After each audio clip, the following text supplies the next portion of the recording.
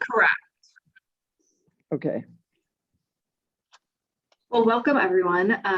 I'm Kirsten Anderson with Aspire Minnesota, and we are recording today's session with Dr. Chris Bray around a screening tool that she and the National Child Traumatic Stress Network and the University of Minnesota put together that will be incorporated into your core system. And today's, again, will be recorded for the purpose of being able to be trained on how to use this and really how to think through how the result of the screening can be integrated into your practice from the kind of diverse perspective that many Aspire Minnesota service providers hold. So Dr. Chris Bray has been a colleague and a friend to Aspire Minnesota and organizations for many years. Previously with the AMBIT network and in juvenile justice, Dr. Bray has been really one of the leading voices around understanding trauma for children and families, and doing a whole host of other beautiful things in the world for kids and families and services. And so we are incredibly grateful to Dr. Bray for her expertise and also just her generous sharing of this screening tool. We are so excited and hopeful about some of the ways that this very accessible tool can really guide and drive increasing services that really respond to the trauma symptoms that our kids are experiencing. So with no further ado, we'll pass to Dr. Bray with much gratitude and enthusiasm for what we're about to learn here. Thank you. That was really a great introduction, and I'm just not used to hearing myself called Dr. Bray anymore. So thank you, Kirsten, and thank you for anyone who is now listening or is going to be listening to this webinar and to learn about trauma-informed care and how to administer the University of Minnesota's traumatic stress screen for children and adolescents, which I will call the TSSCA from this point on. I think we've managed to find out a way to work through the difficulties. I'm probably going to be doing a certain amount of reading a script, which I hate to do because I won't be, we'll just, you understand if I'm kind of looking off to the side from time to time. So I thought I'd start with a quick review that I think will be repetitious for many of you, and probably goes without saying, and that's just to mention the prevalence that at least 50% of the population can be expected to experience a traumatic event in their lifetime, with many more reporting more than one event. And that 50% goes way up for kids who have a psychiatric diagnosis and or are living in a residential care type facility, which really brings me to the question of why screens? Why do we do it when we know how widespread trauma is? If it's not uncommon for kiddos to be misdiagnosed, as many of you know, and to be treated for a disorder that doesn't really address their traumatic experiences. I know of kids, and I know you do too, who have been in and out of hospitals, emergency rooms, therapy, long therapeutic sessions, and nothing has ever really helped them to change the way they think, feel, and behave. And one of those reasons could be that nobody's ever asked what happened to you. Otherwise, we're really only chasing depression, anxiety, ADHD, without addressing what's underneath that iceberg. And so for me, that is the importance of thinking about screening. I can't, I think it would be a disservice if I were to talk about screening without getting into putting it in the context of trauma-informed care. And so to just be brief, trauma-informed care begins with the set of practice values. And I don't need to read these to you. You can see them in the slide. Those practice values take time to foster. I think somebody probably needs to mute. Those practice values take time to foster, and they start with building trauma awareness in whatever organization you're in, to any staff who will have some kind of interaction with children and families that come into the organization. After that, you can demonstrate these values in small ways, but I think trauma awareness building is where it starts, and then eventually skill building. So that's the context in which trauma screening begins. You have a trauma-informed organization, so you're going to use a trauma screener, and if you need it, a trauma assessment. So what is traumatic stress? I think it's always important to start with that. The Diagnostic and Statistical Manual, the DSM-5, uses this definition: exposure to actual or threatened death, serious injury, or sexual violence in one or more of 4 ways: either directly experiencing the event, witnessing the event, learning that the event has happened to a close family member or friend, or experiencing repeated or extreme exposure to aversive details of such events, much like first responders experience. And so you can see a list of what is generally considered to be traumatic events.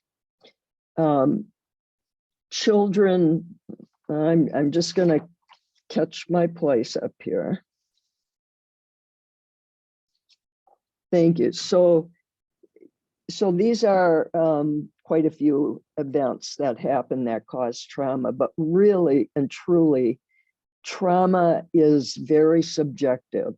Trauma occurs when a person is experiencing a threat to life and limb and overwhelming that individual's ability to cope. So if I'm sitting with a kiddo and I'm listening to their story and I'm thinking, oh, domestic violence, that's the main trauma that they've been experiencing in their life.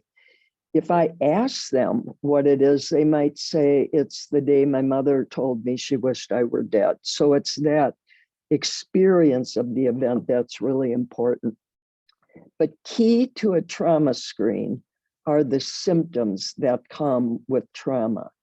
And they come right out of the DSM-5, and they are usually things that we as outside people don't see.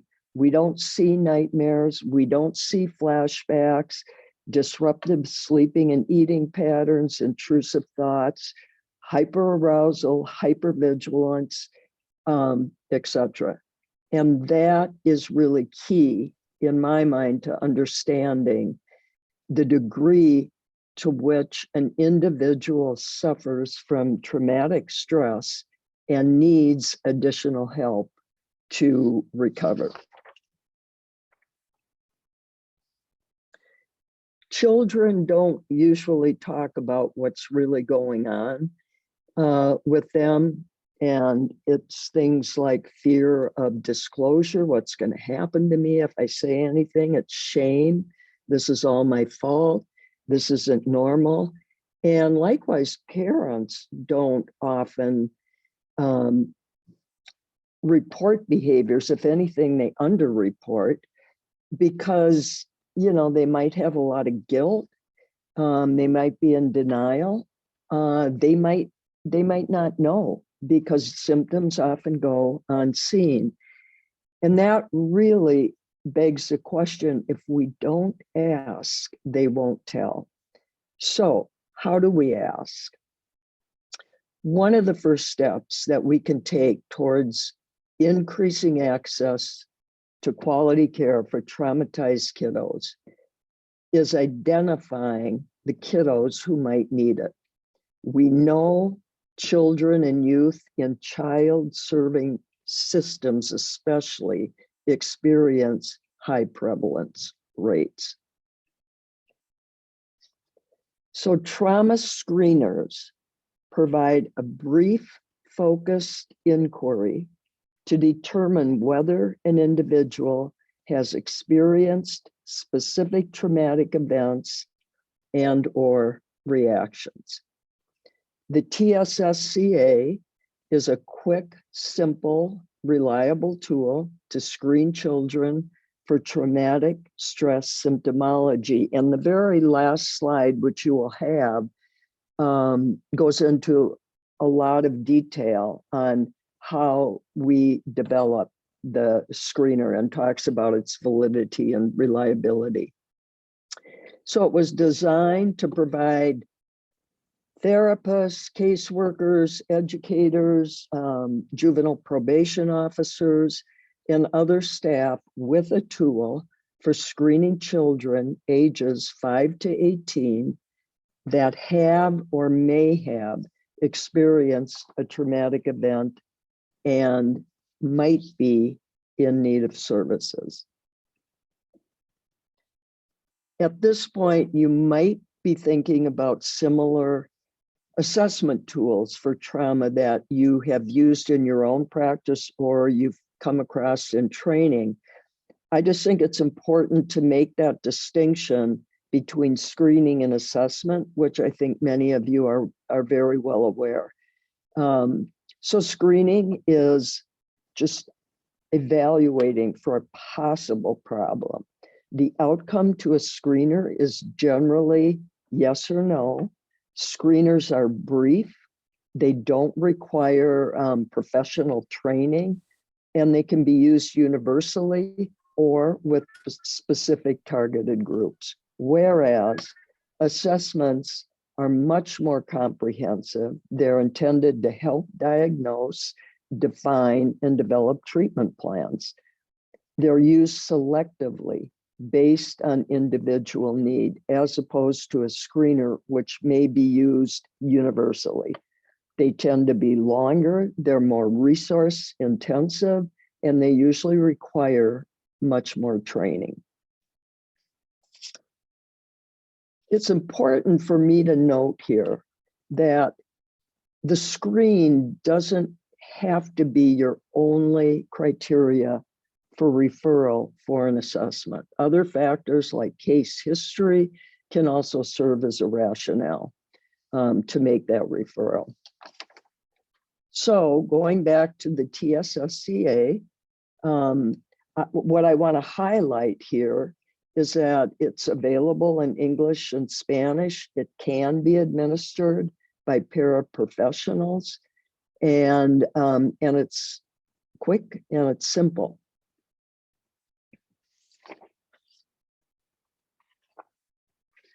So let's kind of get into the bones of it, the administration of it.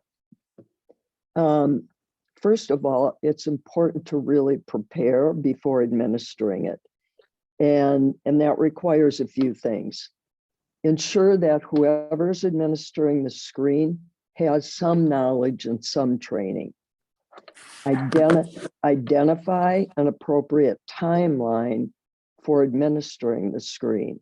Many organizations tend to do it as close to intake as they possibly can, but that doesn't always work out. And so I think that really depends on your setting and on you. If you're in a larger organization, you want to identify who is going to do the screen. It might be a caseworker, it might be an intake worker, it might be the person that is going to follow up with assessment and with intervention if needed. And then I always think it's a really good idea to pilot test how you're going to present the screen with a colleague. Do a run through. A few other things to think about when you're in the room. Determine whether you want the caregiver in the room or not. Some kiddos just won't open up if their caregiver is in the room. Some kiddos want that person in the room for safety and security. Sometimes it just isn't appropriate at all, given the circumstances that you know about. And sometimes kids are really little, and it probably is important to have that caregiver in the room.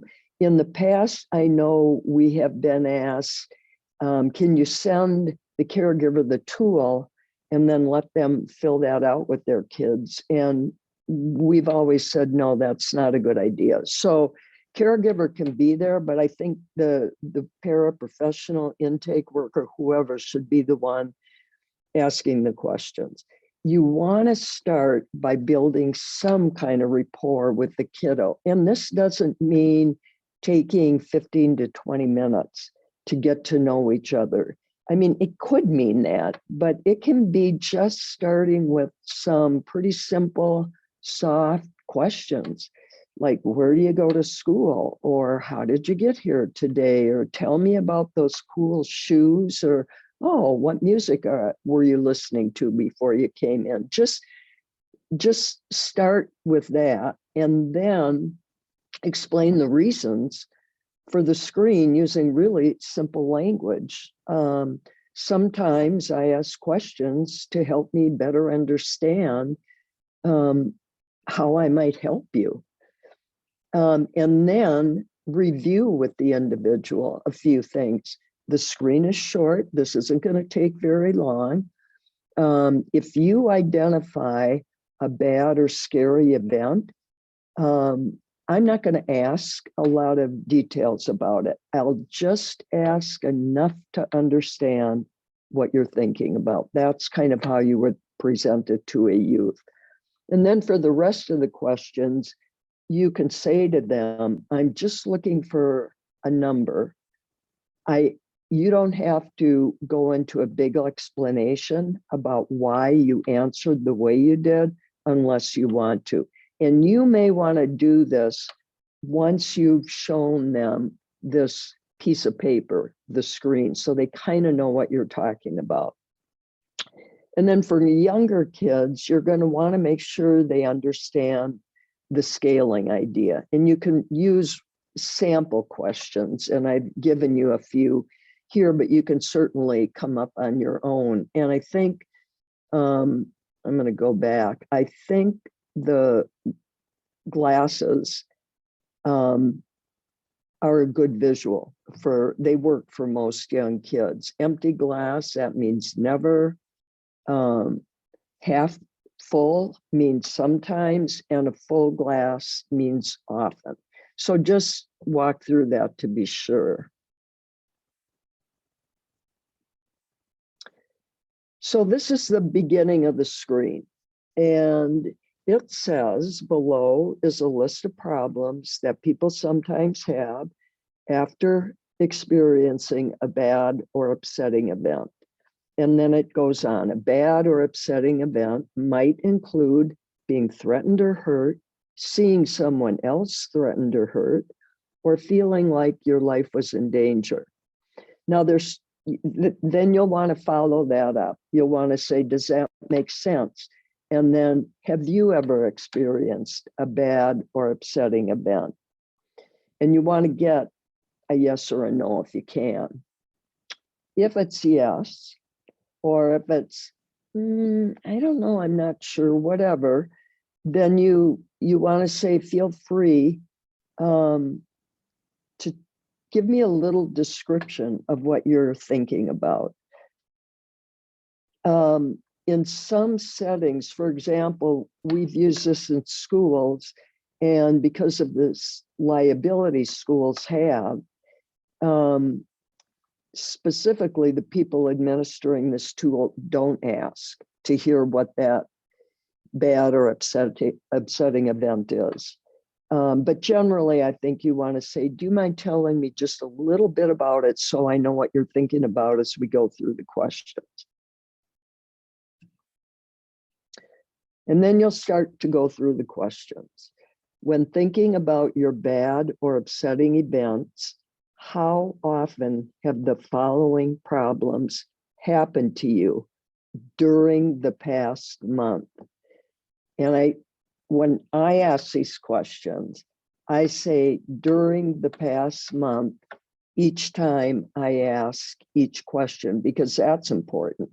And you have to remind kids as they go during the past month. And with little kiddos, you might need another visual, like you might need a calendar, or you might need some kind of an analogy to give them so they can think about a month.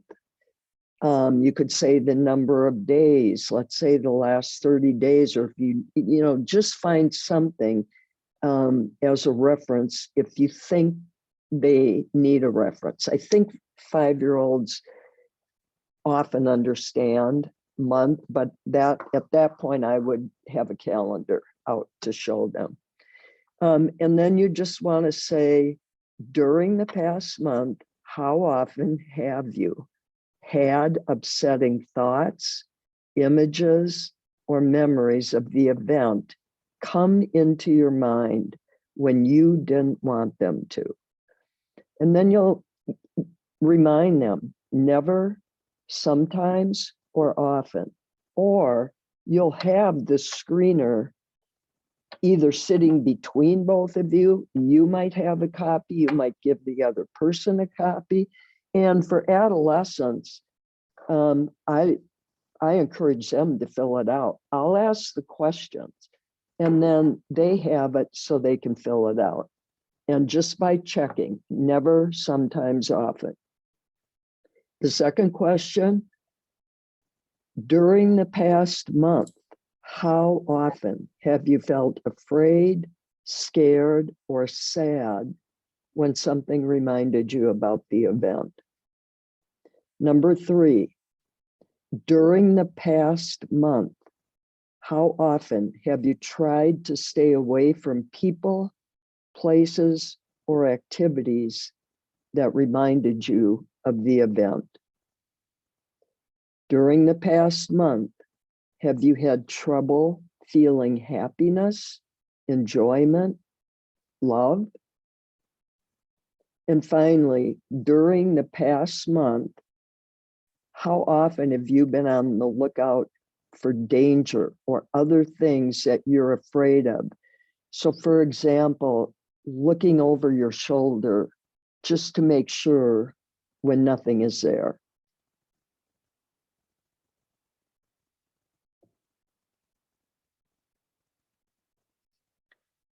I don't have a good shot on my end, so I'm assuming you don't either, but what I want you to see in this slide is not the questions again, but the scoring. You simply add up the score in each column and put it right below. So all the zeros plus all the ones plus the twos. And then you simply add those up for a total. You want to document the results when you're answering the questions, or you want to have the individual documenting the results. If you get a score of 6 or more, that's a good indication that the kiddo is in moderate to severe stress, and you may really want to think about referring the kiddo for a trauma assessment. If it's below that, you may want to think about other interventions you might try, but short of sending the kiddo on for an assessment and then possibly more intense treatment. If you get a kiddo who kind of says nothing, never, never, never, but you have reason to believe from what you know that that kiddo isn't being very straightforward, that's a time when you might want to think about doing the screener again at some appropriate period. But after you have the results, follow up with the kiddo to assess the effects of the questions by asking a question like, what was that like for you? So you're not sharing the results. You've just finished it and you're saying, what was that like for you? Or whatever words you use. And then depending on those results, establish follow-up plans, which may include referral for an assessment. So these are a couple of important reminders, I think.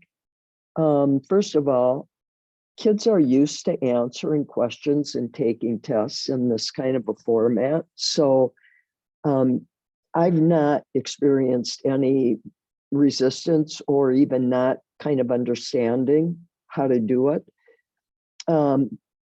Just be aware, if you approach the screen without anxiety, the child is going to be less anxious as well. So get comfortable in your own skin with it. And then, and this is controversial for some folks, what happened to them is already happened and they know it. And asking the questions, generally speaking, won't re-traumatize them, because I think that's often the fear in this kind of a setting. If you're asking these questions in some other setting, that's a whole different ballgame. So I want to just go back to remind you that using a trauma-informed approach, when we do that, we really do have an obligation to identify the existence of a problem. And that's why screening is so important. And then to have a way of following up. And generally, when with a score of 6 or more, that means the ability to do an assessment for trauma. That can get tricky.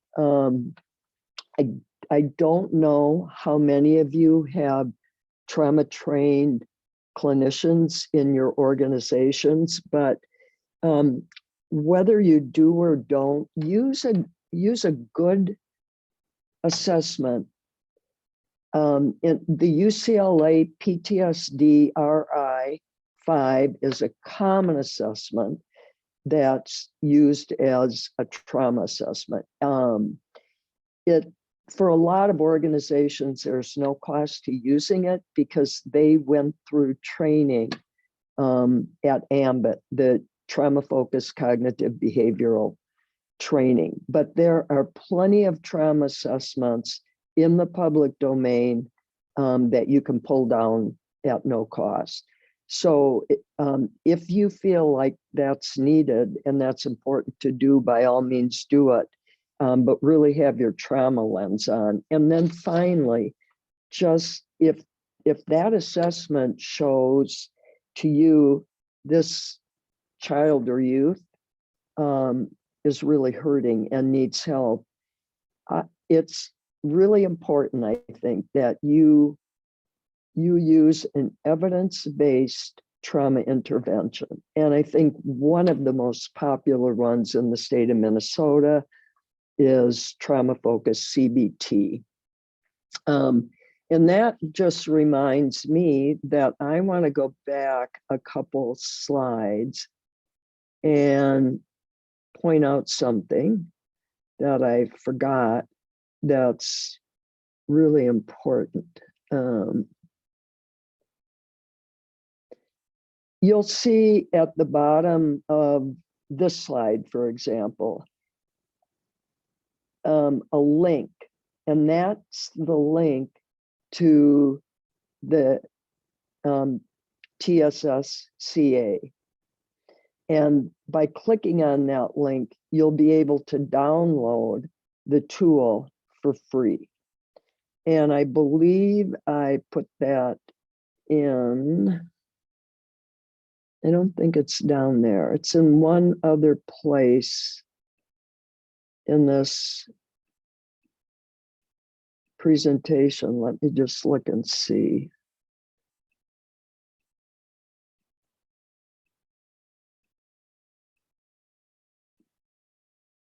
No, I guess that's it. So that's the link. And that'll get you this tool. And the reason I bring it up now is because if you go on the AMBIT website, which used to be at the University of Minnesota, it's now at Arizona State University, and you click on that link and you look at the page that comes up, it's for AMBIT.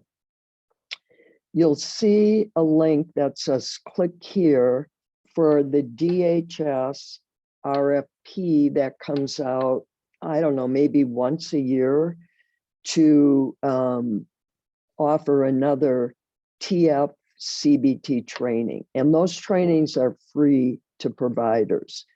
And so that's just another way to get access to instruments like the UCLA PTSD RI for free. So I'm going to stop here. This last slide are just the publications that we have in peer-reviewed journals that talk specifically about the TSSCA, and the second one gets into the details of validity and reliability, which I won't go into, nor would I do a very good job with it. So with that, I'm going to shut this down and see if you have any questions. And I think I'll stop. I better not stop sharing my screen just in case you want me to go back.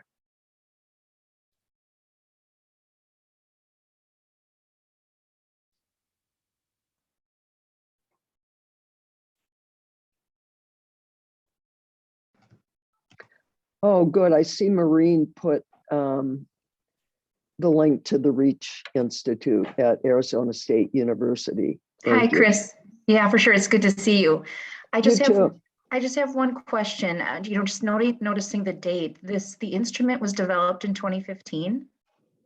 Yeah, roughly. I mean, this took a long time. I would say that's when we started. And Yeah. we went through a very long process to even get to the 5 questions. I bet. Yeah, I bet. So my question is just asking about, these years of implementation or testing. What feedback have you gotten from providers who've adopted it, and I guess I'll ask, are there any bigger systems that have adopted it, and feedback, specifically from that lens? Yeah, it's a good question, Maureen. And keep in mind, I'm not with AMBIT Network anymore, so I don't follow it anymore. When I was with AMBIT Network, every time someone downloaded it, I could see what their email was. And periodically, I'd look at those reports so I could tell where they were coming from. I don't know that anymore, but I can tell you, and I left the university in 2020. Up to that point, I know Delaware Child Welfare System was using the screen. I know places like, is it YouthLink in Minneapolis was using the screen. Those are just a few that come to mind. And I've never gotten, I have gotten one piece of feedback, and it's a really good question to ask. And this is, we were training Hennepin County Child Welfare, and this was years ago, on how to use the screen. And the one question that came up, and it often does, is how do we know your screen is valid for African-American groups, for American Indian groups, etc. The screen was based on the UCLA PTSD version 4 and version 5. And there is so much research on both of those assessments regarding different populations of people. And so our questions come right from that tool.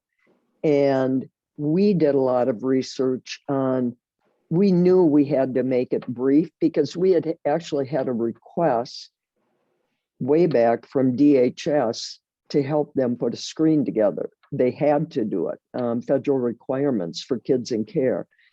And when we were working with them, that's why we developed our screen this way. The UCLA PTSD is a great trauma assessment tool, but it's longer. You can do this 6-question screener in a really short period of time, and it's really easy to do. But it's based on that tool, and that assures to some degree that that this tool applies now to different populations. Having said that, I've never gotten negative feedback, but I've never had anybody say, yeah, this really does work for our kids. Although, having said that, now we, Red Wing, the correctional facility, used it extensively, and they maybe still are, I don't know.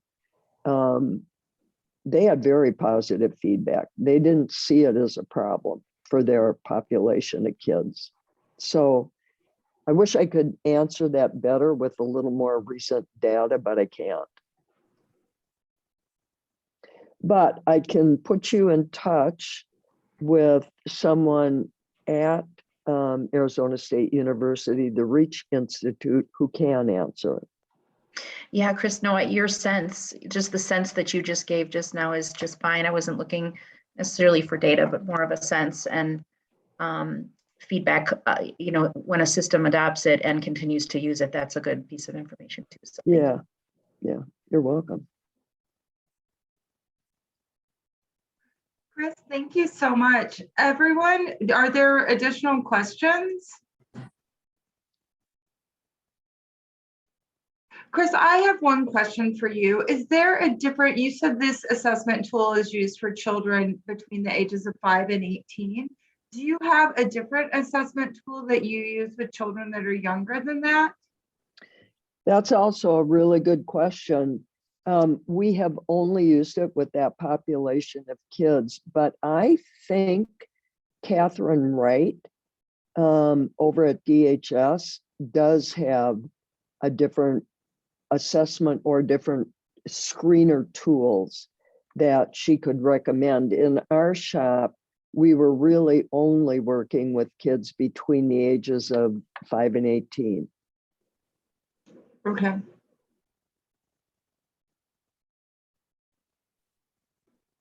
And I do know we are planning to incorporate this tool into the assessment options within the core. When we launch core, this will be one of the tools that providers will be able to use within their matrix. Great. I think one good thing about this tool is it's in the public domain and free. Yes. Eden, thanks for asking the younger kid question. Chris, I've got one more for you, and that Sure. is translation to different languages beyond Spanish. Has that been? No. Okay. No. And who would be? It's long overdue. Yeah. Should I give? I want to ask her. Well, I don't need to ask her. I will give you the contact information for Dr. Abby Gewurz, who was just instrumental in working on this. She's the PI at Arizona State University. And I will look up her email over there right now. And then I'm going to put it in the chat. Chris, related to that, there wouldn't be any worry if we translated it ourselves. There's no worry about that, right? As long as it's word for word. Yeah. Or basically word for word. Yeah, I can't remember offhand the organization that wanted it translated into Spanish. And so that's what they did. And then they sent it to us. And then we sent it to someone who was pretty fluent in Spanish and looked at it and understood the work we were doing. In fact, I think, as I recall, we had a Spanish speaking person, one of our students at that time. So that was just one way to do it. But yeah, I think this is in the public domain and it's for you to use. So I would just say be careful about how you translate it.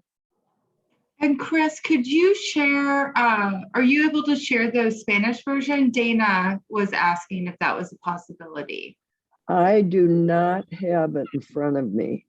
Okay. Dana, that's something that I think Chris and I could follow up on offline, and I can make sure to share that with the group as well. Yeah, and so I also, I thought I could copy and paste this, but I can't.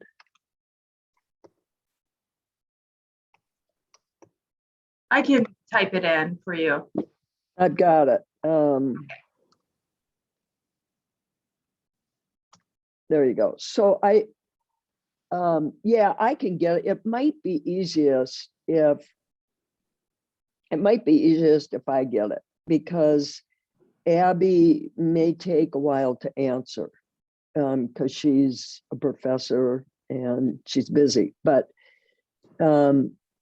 she would really be the best person to ask questions to, especially technical ones like this. Could we look at the Spanish version? I don't know where that is anymore because I'm not connected with them anymore. Okay. Thank you. Sure. This is a question, I guess, maybe for the group. People could weigh in during the chat. Is anyone using a trauma assessment tool currently in their practice?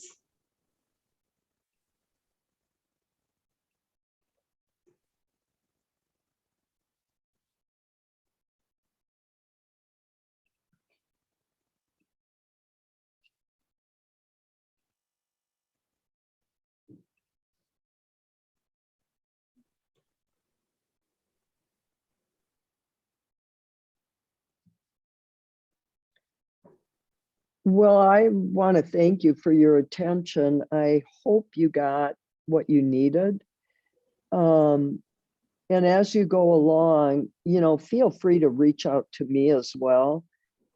Just with, you know, I'm just wondering about this situation or that situation. And then I would say, between you and me, we'll try to get the Spanish version.